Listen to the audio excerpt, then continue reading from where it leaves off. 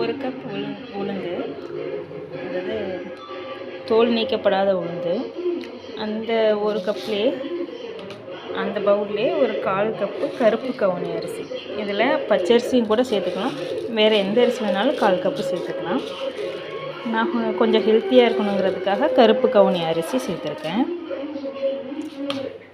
உளுந்து ஒரு நல்லா 3/4 பதம் நல்லா வறுத்து வந்ததுக்கப்புறம் இந்த அரிசியும் சேர்த்து போட்டு நல்லா ட்ரையாக ரோஸ்ட் பண்ணிக்கணும்.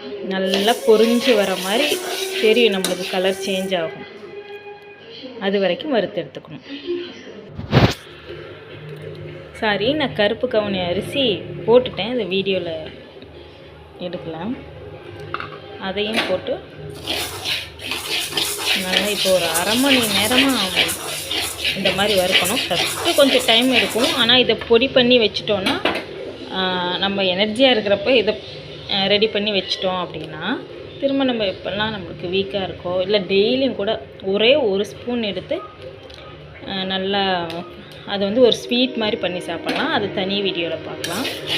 இப்போ இந்த பொடி மட்டும் எப்படி ரெடி பண்ணுறதுன்னு பார்த்துக்கலாம். இந்த அளவுக்கு நல்லா செவந்து வரணும்.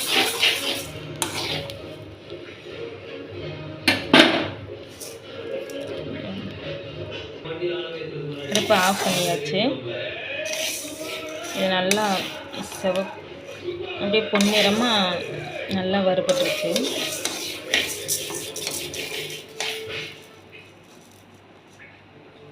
அதுக்கப்புறம் இது நல்லா ஆறுனதுக்கப்புறம் இதுலேயே ஒரு 2 ஏலக்காய் போட்டுக்கலாம்.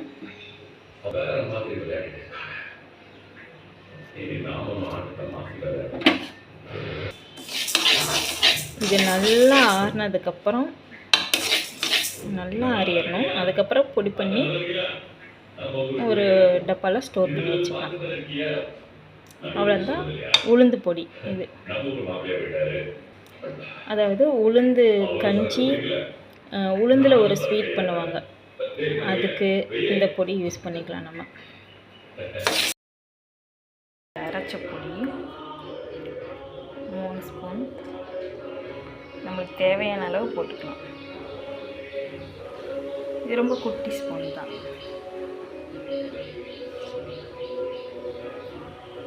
போட்டுட்டு இதில் கொஞ்சம் தண்ணி ஊற்றி மிக்ஸ் பண்ணணும்.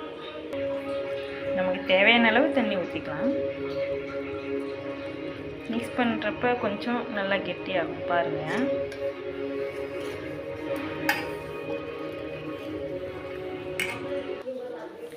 தண்ணி ஊற்றி மிக்ஸ் பண்ணி இவ்வளோ கெட்டியாகிடுச்சு. அப்போ இன்னும் கொஞ்சம் தண்ணி ஊற்றிக்கலாம். அடுப்பில் வைக்கல, அடுப்பில் வைக்காமல் இதெல்லாம் நம்ம மிக்ஸ் பண்ணிக்கணும்.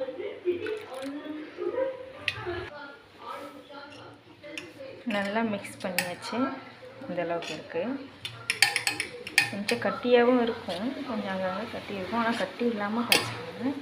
இதுக்கு மேலே நம்ம அடுப்பில் வச்சு ஹீட் பண்ண ஆரம்பிச்சிடலாம்.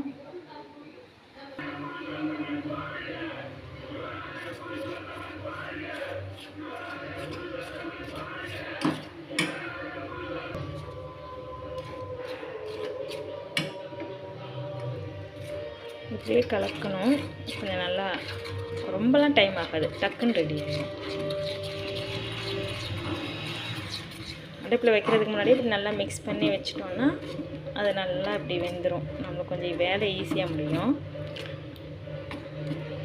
நீங்கள் வந்து நல்லா தண்ணியெல்லாம் ட்ரை ஆனதுக்கப்புறமும் நல்லா மிக்ஸ் ஆகி வராமல் தனித்தனியாக இருக்க மாதிரி, இந்த அரிசி அரைச்சதெல்லாம் தனித்தனியாக இருக்கிற மாதிரி இருந்ததுன்னா இன்னும் கொஞ்சம் தண்ணி கலந்து நல்லா மிக்ஸ் பண்ணி நல்லா வேக விட்டுறணும். பாருங்கள் எப்படி செய்கிறதுன்னு. இப்படி நம்ம மிக்ஸ் பண்ணி அடுப்பில் வச்சு காய்ச்சிறப்ப நல்லா ட்ரை பண்ணுறப்ப கொஞ்சம் வேலை ஈஸியாக முடியும். இது சாப்பிட்றதுக்கு அல்வா மாதிரியே இருக்கும். ஆனால் இந்த நெய்லாம் சேர்க்காமல் நல்லெண்ணெய் சேர்த்து சாப்பிட்டு பாருங்கள், அப்போ தான் உடம்புக்கு ரொம்ப ஹெல்த்து. இப்போ கொஞ்சம் நல்லெண்ணெய் போட்டுக்கலாம்.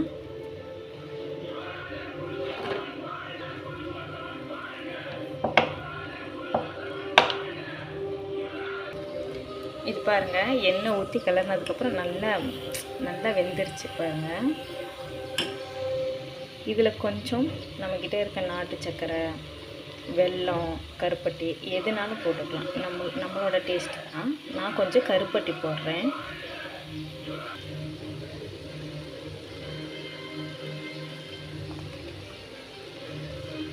கொஞ்சமாக தான் போடுவேன்.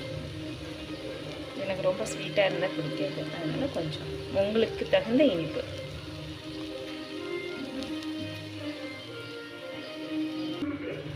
இதில் அதுக்கப்புறம் திரும்ப கொஞ்சம் எண்ணெய் மிக்ஸ் பண்ணேன்.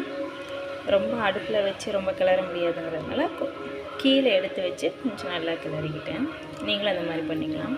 இது அவ்வளோதான், ரெடி ஆகிடுச்சு.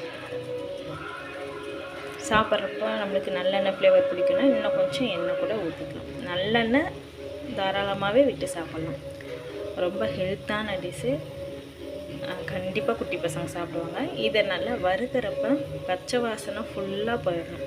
நல்லா பொன்னிறமாக நல்லா வறுபட்டுறணும். அப்போ அப்படி வறுபட்டு இதை இந்த மாதிரி அல்வா மாதிரி செஞ்சு சாப்பிட்றப்ப ரொம்ப டேஸ்ட்டாக இருக்கும். உளுந்த களி மாதிரி தான், ஆனால் உளுந்தங்களி சாப்பிட்ற ஃபீலிங் இருக்காது. ரொம்ப டேஸ்ட்டாக இருக்கும். டக்குன்னு எனர்ஜி ஆகும்.